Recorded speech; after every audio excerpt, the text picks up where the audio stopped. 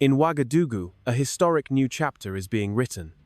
President Ibrahim Traoré, the driving force behind the visionary United States of Africa initiative, has just inaugurated a landmark DNA testing center. This state-of-the-art facility has a singular, profound mission: to scientifically verify the African ancestral heritage of passport applicants, especially for those whose paper trail to the continent was severed by the ravages of history. The decision was a direct response to an unprecedented surge in applications for the coveted United Africa passport, as countless individuals from the Caribbean and the Americas reached out to reclaim their birthright.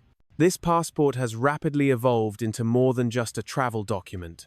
It is now a potent symbol of Black unity, generational pride, and a long-awaited freedom. Officials report that thousands of applications originating from nations like Trinidad and Tobago, Belize, Suriname, the Dominican Republic, and St. Lucia have been flagged due to incomplete documentation. This is a predictable outcome for descendants from nations where administrative records were systematically neglected or intentionally destroyed as a direct consequence of slavery, colonial exploitation, and devastating natural disasters. President Traoré addressed this issue directly in a powerful speech, stating with conviction, "This is not an exercise in rejection, this is a process of reunion. However, we are obligated to conduct this reunion with integrity, lest we compromise the very foundation of what we are building." He clarified that applicants from Jamaica and Haiti will receive automatic qualification,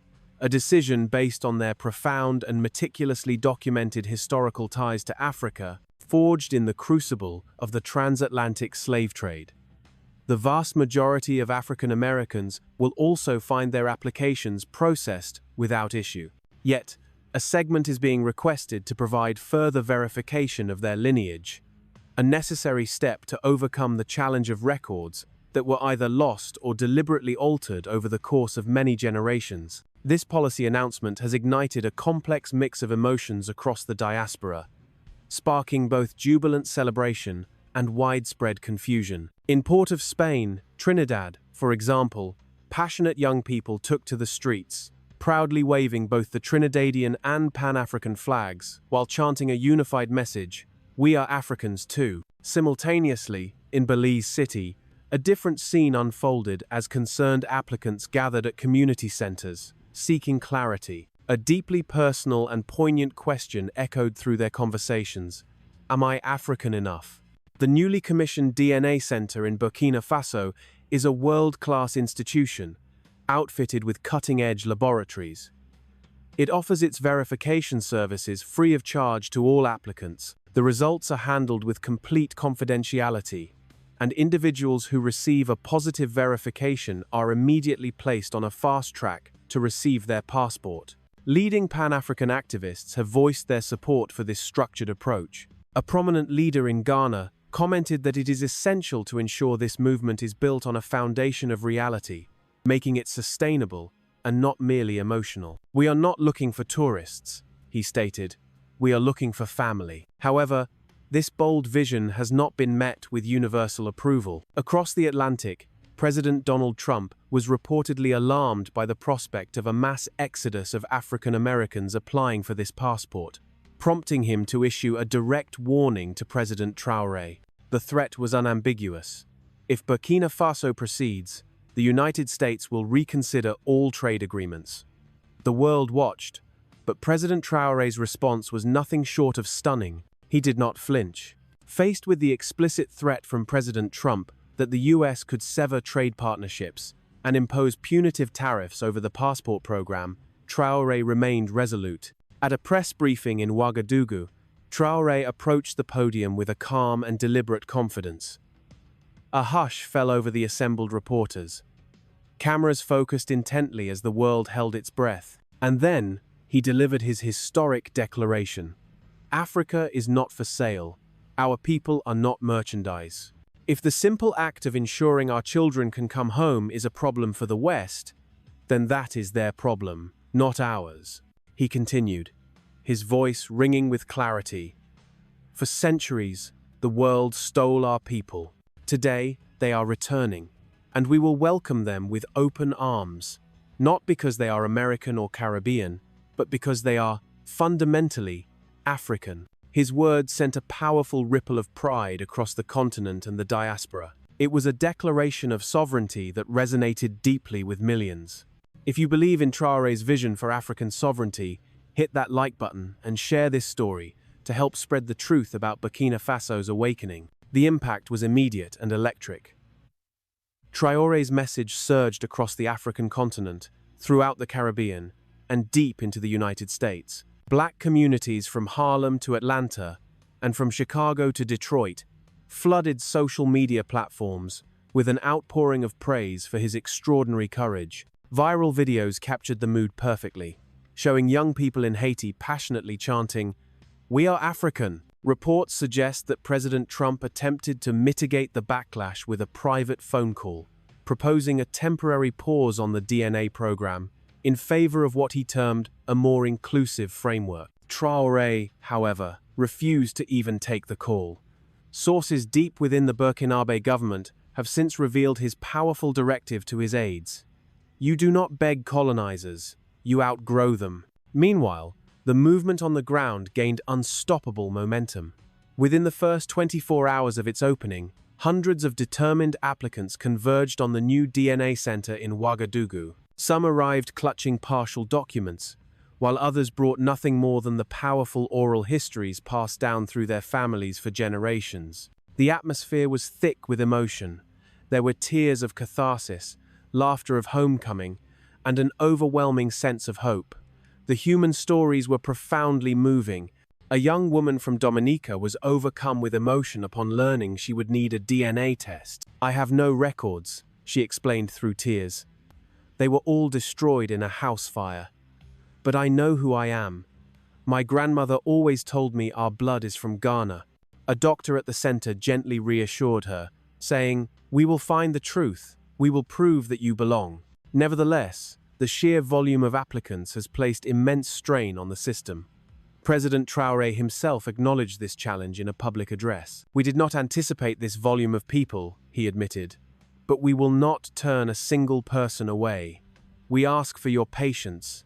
This is not a border, this is a bridge home." To manage the logistical pressure, the government has instituted a temporary hold on new travel arrangements. An official advisory urged all passport applicants to refrain from traveling to Burkina Faso until the current backlog can be processed. This urgent message was displayed on the government's official website in bold, red letters. "Do not travel without approval." Yet, despite this necessary administrative pause, the groundswell of enthusiasm only continues to build. The numbers themselves tell a remarkable story. More than 500,000 African Americans have formally applied. From the Caribbean, applications have already surpassed 200,000. The system is undeniably under immense pressure, but the vision is more alive and vibrant than ever. The DNA Center, for its part, has transcended its function as a mere laboratory. It has transformed into a powerful symbol, a monument to recovering truth, and a crucible where science, history, and identity converge.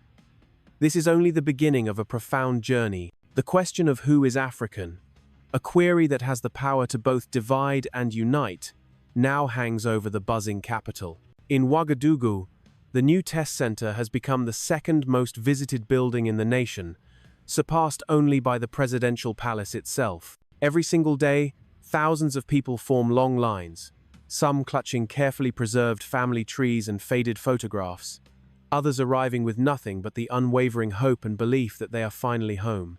Amid this incredible pilgrimage, however, a highly sensitive question has begun to permeate the public discourse.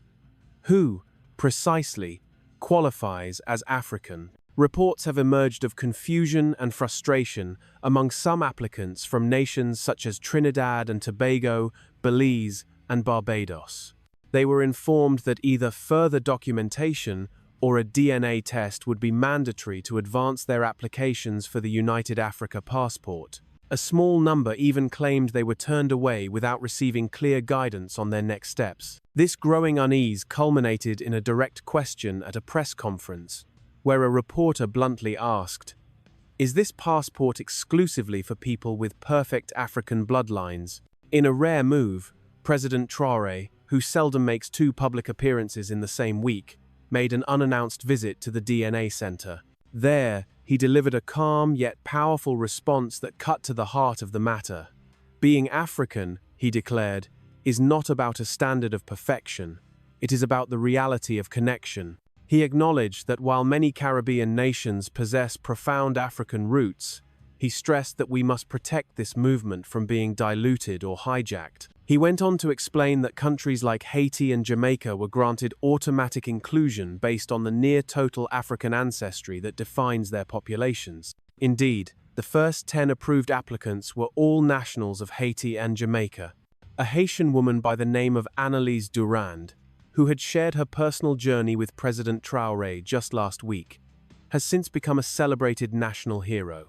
However, for nations where the population of African descent has been significantly admixed over centuries, such as the Dominican Republic, Suriname, St. Lucia, Belize, Trinidad, and Guyana, the new policy is unequivocal.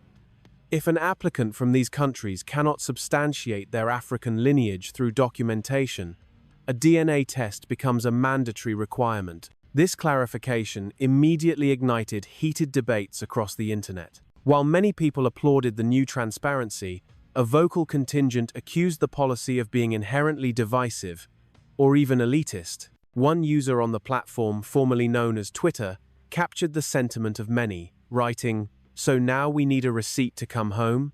Our ancestors certainly were not given one when they were stolen from these shores." President Traoré addressed this criticism directly, demonstrating a rare level of transparency for a world leader. "I understand the pain behind these words," he stated, "but this is not a social club. This is the foundation of a nation. We are building an institution meant to last for the next 1,000 years. We cannot afford to build on a foundation of chaos. Our only starting point can be truth." Inside the testing facility itself, the staff is working tirelessly around the clock. Dozens of esteemed medical experts and respected historians from Senegal, Ghana, South Africa, and Nigeria have traveled to Ouagadougou, volunteering their expertise to help verify the results and guarantee the absolute fairness of the process. The center has become a theater of profound emotional discovery. One man from Grenada was handed results showing his ancestors came from the region now known as Mali. He broke down in tears as the paper was placed in his hands, whispering repeatedly, "I knew it. I knew it my entire life." Yet, for some, the moment of truth has brought heartbreak. A young man from Belize, who had been raised with the firm belief that his heritage was African, received results indicating zero verifiable African ancestry. An official at the center consoled him gently, explaining, "This does not mean you are not welcome here. It simply means that your journey home to Africa will be a different one." President Traoré later reinforced this point in a subsequent statement. "Every descendant of this great continent carries a piece of Africa within their soul," he affirmed. "But for the legal purpose of granting citizenship, we must adhere to a clear process. Emotion alone cannot build a state. Only structure can achieve that." Back in Washington, D.C., the pressure from President Trump's administration was intensifying. In a televised national address, he accused Burkina Faso of deliberately creating racial tension and of unfairly excluding non-Africans from global mobility. "This is not unity, it is division," Trump declared forcefully. "The United States cannot and will not endorse such a system. Our trade discussions with Burkina Faso will be reviewed immediately." The domestic backlash against Trump's position, however, was swift and surprising. Across the United States, prominent African American leaders, pastors, celebrities, and students organized rallies both online and in the streets. They held signs with powerful messages like, "Let us go home," and "We choose Africa." And in Burkina Faso, the line outside the DNA center simply kept growing longer. A journalist on the scene captured the prevailing mood with perfect clarity. "This is not a crisis, this is a rebirth. And every birth is accompanied by pain." While the DNA center in Ouagadougou continued its vital work of processing thousands of applicants, A political firestorm was brewing across the Atlantic. Details of a tense, 10-minute phone call between President Donald Trump and President Ibrahim Traoré were leaked to the international media. According to insiders with knowledge of the exchange, the tone was extraordinarily tense from the opening words. President Trump reportedly began the call by saying, "President Traoré, I am calling you as a friend, but I am also someone watching this passport situation very, very closely. I am going to respectfully ask you to slow things down." President Traoré listened in complete silence, without interruption, as Trump continued. "What is happening right now is destabilizing. African Americans are now considering leaving the United States on a permanent basis," Trump argued. "This is not simply migration. This could trigger significant economic consequences for our country. We are talking about a major section of our working class." His next words were described by a senior Burkinabe official as nothing less than a thinly veiled threat. If this situation is not brought under control, and soon, Trump warned, we may have no choice but to re-evaluate Burkina Faso's eligibility for certain trade agreements. And I say this to you with all due respect. President Traoré's response came without a moment's hesitation. His voice remained calm, but his words were razor-sharp. "Mr. President," he began, "I hold nothing but respect for your office, but Africa is not yours to manage. You refer to our unity as destabilizing, but in truth, it is your own fear of losing control that is creating the chaos." There was a pause on the line. Trump was reportedly stunned into silence. President Traoré continued, his voice unwavering. "Let me state this plainly. Our continent has been destabilized for 500 years. Our people were taken, our lands were divided, and our wealth was stolen. Now, we are simply trying to rebuild. This is not an act of revenge. It is an act of restoration. You cannot threaten us with trade. Africa is rich enough to stand on its own 2 feet, and if you truly believe that we are weak, then I invite you to come and try us." This was a monumental declaration of African independence, a clear signal that the old dynamics of power are over. Do you believe Africa is finally breaking free from foreign control? Comment yes if you agree. Back in Ouagadougou, President Traoré declined Trump's subsequent invitation to a private diplomatic summit in Geneva, making it clear he would not attend any meeting concerning Africa's future where African nations were not in control of the agenda. His official statement read, "Africa is no longer under anyone's rule. If the world desires partnership, we welcome it. But if they wish to give us orders, they can save their breath." These words sent shockwaves through the international media. CNN analysts described it as the boldest act of defiance by an African leader since the early independence era. Al Jazeera termed it a declaration of sovereignty not witnessed in generations. BBC Africa reported that a growing number of African presidents, including the leaders of Tanzania, Mali, Guinea, and South Africa, had reached out to President Traoré to express their solidarity. Meanwhile, the situation within the diaspora continued to intensify. In Atlanta, thousands of African Americans gathered for a massive rally they called Back to the Root, demanding the immediate approval of their United Africa passport applications. Speakers at the event urged the crowd to be patient but also lavished praise on Traoré's courage. One woman in the crowd held a sign that perfectly captured the sentiment. "If you fear us leaving, maybe it's time to ask why we want to go." Across the Caribbean, the reactions were equally powerful. In Trinidad and Tobago, where some had initially expressed frustration with the DNA requirement, local leaders now urged for calm and understanding. "We understand the system must be fair," one parliament member stated, "but our hearts are with Africa. We only ask that we are welcomed as family." Watching these events unfold from Burkina Faso, President Traoré issued a rare second address within the same week. Appearing once again outside the DNA Center, he spoke with profound emotional intensity. "I am humbled by your love," he began, "but I must ask for your patience. This is not just a passport, this is a doorway to forever, and we are obligated to get it right."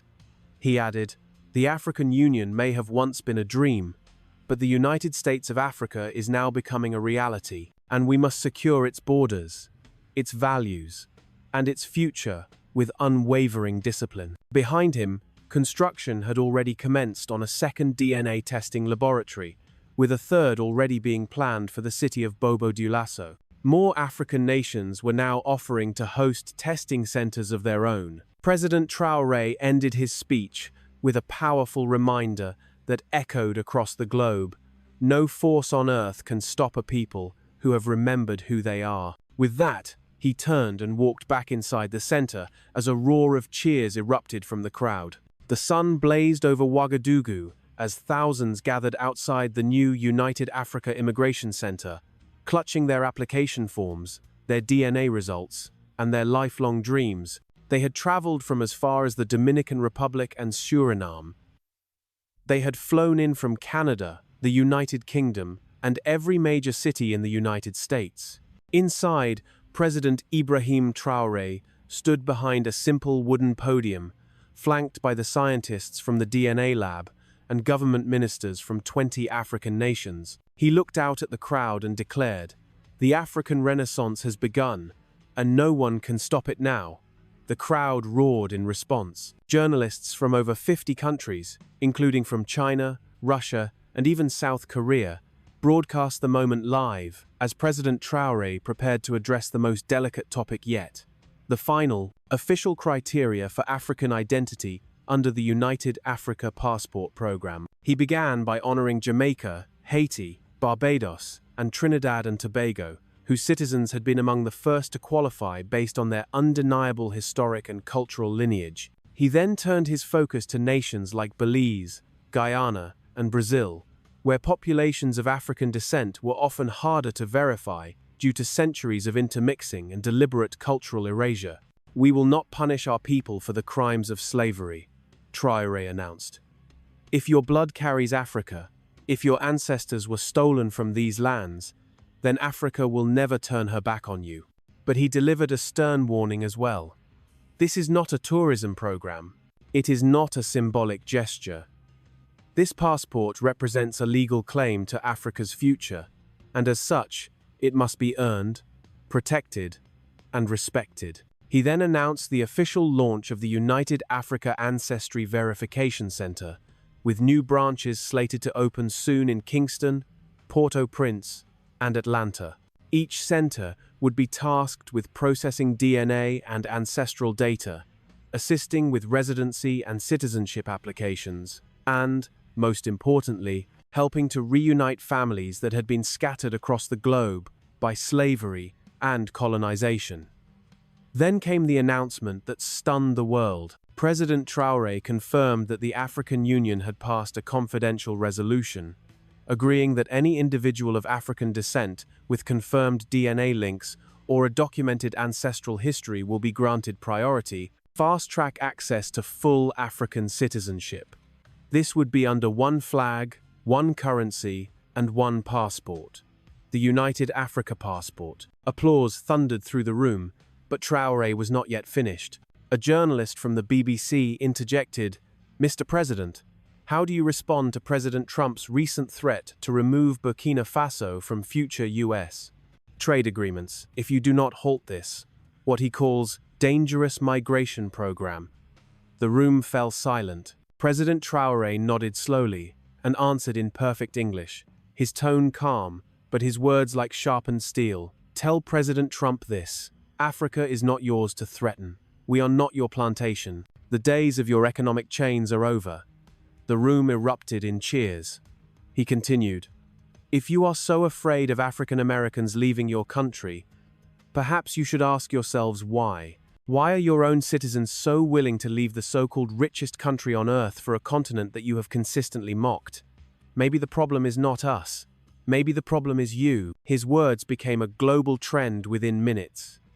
Outside the center, the lines grew even longer. The official website remained offline, crippled by the sheer volume of traffic, but the people refused to leave. They slept in tents, holding handmade signs that read, "I've waited 400 years. I can wait a few more days."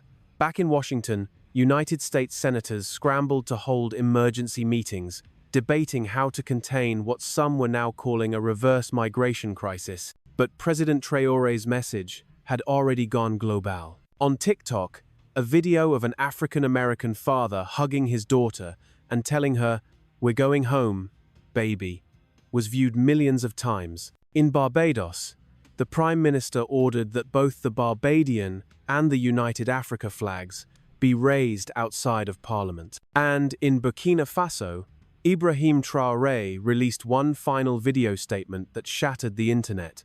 For centuries, they took our people, our diamonds, and our dignity. Now, we are taking back our identity. We do not want war, we want unity. But we will not beg for it. We are building a nation, not just a passport. A borderless, dignified, and powerful Africa. We are not asking for permission anymore. We are coming together, and we are never going to be scattered again. Subscribe for more stories of African resilience. Like this video if it opened your eyes, and share it with anyone who needs to see Africa's true potential.